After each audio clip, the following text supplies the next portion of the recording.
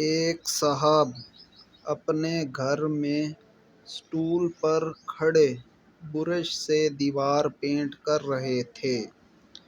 ان کی بیگم آئیں اور کہا، ''اجی میں نے کہا برش کو مضبوطی سے پکڑ لیجئے، میں اسٹول دوسرے کمرے میں لے جا رہی ہوں۔ '' گاہک اور دکاندار: گاہک دکاندار سے، ''بھائی کوئی اچھی خوشبو والی اگر بتی دینا۔ '' دکاندار: ''یہ لیجئے، اس کی خوشبو بہت ہی اچھی ہے، پڑوسی کے گھر بھی جائے گی۔ '' گاہک: ''پھر اسے اپنے پاس ہی رکھیں، میں اپنے پڑوسی کو بھیجوں گا، وہ خود ہی لے جائے گا۔ '' پپو: امی سے، ''اس بوتل میں کون سا تیل رکھا ہے؟ '' ماں: ''اس میں تیل نہیں، گوند ہے۔ '' پپو: